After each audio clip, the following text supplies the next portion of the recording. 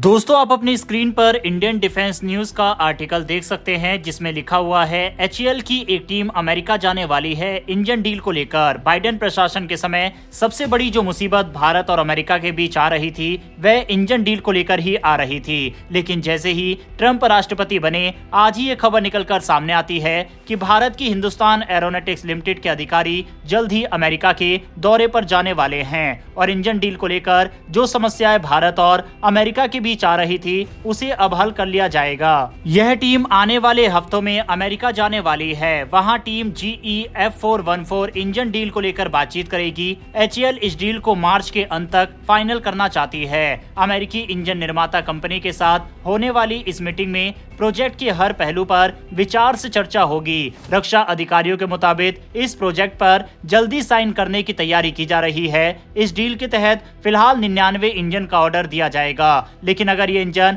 भारत के 5th generation fighter programme के लिए भी चुना गया तो इंजन की संख्या और बढ़ सकती है। सबसे खास बात यह है कि GE एरोस्पेस ने इस डील में भारत को काफी उच्च स्तर की टेक्नोलॉजी ट्रांसफर का वादा किया है। इससे देश की एरोस्पेस टेक्नोलॉजी काफी मजबूत होगी। भारत को अभी अपने LCA Mark 1A और Mark 2 प्रोग्राम के लिए जेट इंजन की सप्लाई में देरी का सामना करना पड़ रहा है। GE 404 इंजन की सप्लाई जो LCA Mark 1A के लिए है, ग्लोबल सप्लाई चेन की समस्याओं के कारण अटकी हुई है। वहीं GE 414 प्रोजेक्ट पर डील अभी तक साइन नहीं हुई, जिससे LCA Mark 2 प्रोजेक्ट में देरी हो सकती है। LCA Mark 2 प्रोजेक्ट भारतीय वायुसेना के लिए बेहद अहम है। इससे भविष्य में मिराज 2000, जैगुआर और MiG-29 जैसे पुराने फाइटर जेट्स को रिप्लेस करने के लिए तैयार किया जा रहा है। आज की तारीख में अमेरिका, फ्रांस, UK और रूस जैसे गिने चुने देशों के पास ही जेट इंजन बनाने की क्षमता मौजूद है। दुनिया के ज्यादातर फाइटर जेट्स इन्हीं देशों के इंजनों से चलते हैं, लेकिन अब भारत भी अपने खुद के जेट इंजन बनाने पर काम कर रहा है। साथ ही किसी बड़े ग्लोबल मैन्युफैक्चरर के साथ साझेदारी की संभावनाएं भी तलाशी जा रही है। वहीं खबरों की माने तो इस डील के तहत 80% टेक्नोलॉजी ट्रांसफर अमेरिका भारत को करेगा, लेकिन क्योंकि पिछले दिनों अमेरिका की तरफ से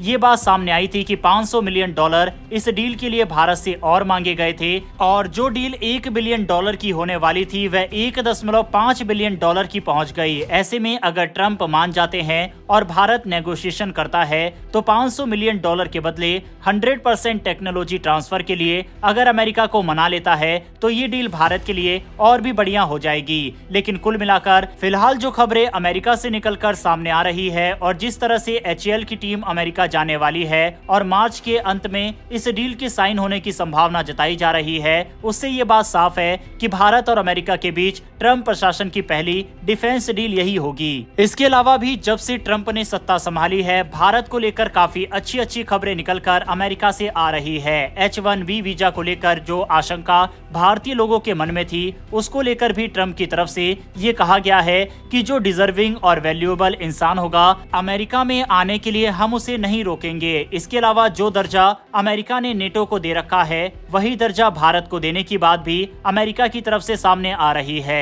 अगर ऐसा होता है तो नेटो को जो हथियार वगैरह अमेरिका सप्लाई करता है, साथ ही जो छूट वगैरह अमेरिका उन्हें देता है, वही छूट भारत को भी मिल सकती है और अत्याधुनिक हथियार भारत अमेरिका से बिना किसी रुकावट के ले सकेगा। इसके अलावा भारत और अमेरिका के बीच में इलीगल इमिग्रेंट का मुद्दा भी काफी ज्यादा पीछे गरमाया हुआ था। इसको लेकर भी दोनों देश अब आपसी सहमति जताते हुए दिखाई दे रहे हैं, जिसके तहत भारत अमेरिका से कोऑपरेट करता हुआ दिखाई दे रहा है। अमेरिकी सरकार के मुताबिक लगभग 18,000 भारतीय अवैध रूप से अमेरिका में रह रहे हैं। भारत सरकार इनकी पहचान करने और इन्हें वापस लाने के लिए तैयार है। हालांकि जानकारों का मानना है कि ये संख्या इससे कहीं ज्यादा हो सकती है। अमेरिका में अवैध प्रवासियों में ज्यादातर लोग पंजाब और गुजरात जैसे पश्चिमी राज्यों से आते हैं। भारत सरकार ट्रंप प्रशासन के साथ सहयोग कर रही है ताकि अवैध प्रवास को रोका जा सके और कानूनी प्रवास को बढ़ावा दिया जा सके। भारत उम्मीद कर रहा है कि इसके बदले अमेरिका भारतीय छात्रों और कुशल कर्मचारियों के लिए H1B वीजा और अन्य कानूनी मार्गों को सुरक्षित रखेगा। 2023 में अमेरिका द्वारा दिए गए